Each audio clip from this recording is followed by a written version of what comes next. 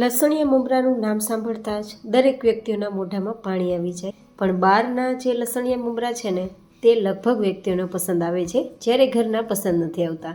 તો તેના મુખ્ય બે કારણો છે. એક તો બહારના લસણિયા મમરા છે વધારે ક્રિસ્પી રહે છે અને લાંબા સમય સુધી સારા રહે છે, અને ઘરના લસણિયા મમરા ક્રિસ્પી પણ નથી રહેતા અને લાંબા સમય સુધી સારા પણ નથી રહેતા. તો શું પ્રોબ્લેમ છે તે આજ આપણે વિડીયોમાં જોવાના છીએ. તો ચલો વિડીયો શરૂ કરીએ. તો જેમના માટે આપણે લસણ લેશું, અહીંયા હું થોડું વધારે પ્રમાણમાં લઈ રહી છું, તેના આપણે ટુકડા કરી લઈશું.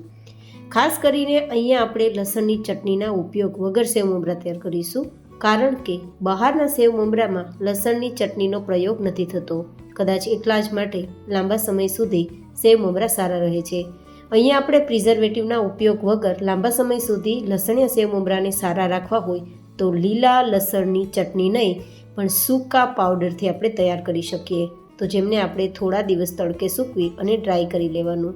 તો આ રીતે ટુકડા એકદમ સરસ મજાના ડ્રાય થઈ જશે.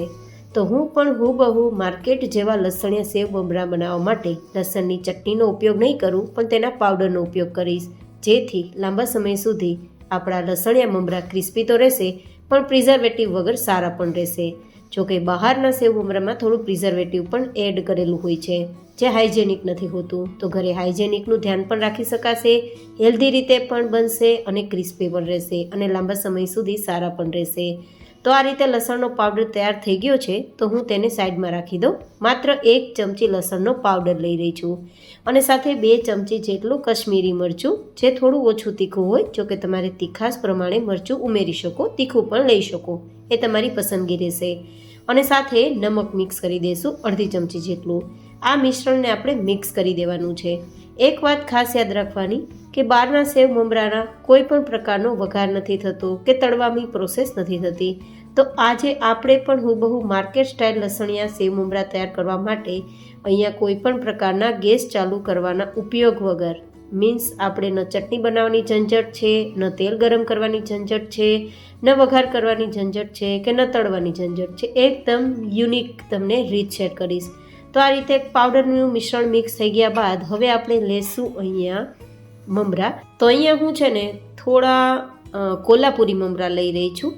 જે મમરા છે ને તે બાસમતી મમરા કરતાં થોડા ફૂલેલા હોય છે અને થોડા નાની સાઇઝમાં હોય છે. જો કે તમે કોઈ પણ મમરા લઈ શકો છો, પણ જો પેકેટના મમરા જેવા જ મમરા તૈયાર કરવા હોય તો કોલ્હાપુરી મમરા લેવાના, જે લગભગ મેં 4 કપ જેટલા લીધા છે. પણ ખાસ યાદ રાખવાનું, મમરા એકદમ ક્રિસ્પી અને કુરકુરા હોય. જો મમરા થોડા પણ લૂઝ હોય અને હવાઈ ગયા હોય, ભેજ લાગી ગયો હોય તો તડકે રાખી દેવાના, અથવા તો ગેસ ફ્લેમ પર તેને થોડીવાર શેકી લેવાના. પણ આપણા મમરા તમે જુઓ એકદમ ક્રિસ્પી છે, એકદમ કુરકુરા છે. આ રીતે મસળતા ભૂકો થઈ જાય છે. મતલબ આપણે મમરાને શેકવાની પણ જરૂર નથી અને તડકે રાખવાની પણ જરૂર નથી, આટલા ક્રિસ્પી હોવા જોઈએ. આ પહેલી ટિપ્સ યાદ રાખવાની. હવે અહીંયા આપણે વઘાર નથી કરવાના અને બીજું તળવાના પણ નથી.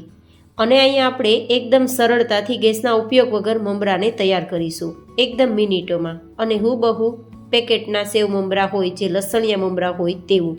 તો જેમના માટે આપણે જે પાવડર તૈયાર કર્યો છે ને, લસણ અને નમક અને લાલ મરચું પાવડરનો, તે આમાં પહેલાં તો મિક્સ કરી દઈશું. અને મિક્સ કર્યા બાદ હવે આપણે અહીંયા ઉપરથી તેલ ઉમેરીશું. જે તેલ થોડું હલકું ગરમ હોય તેવું ઉમેરવાનું છે.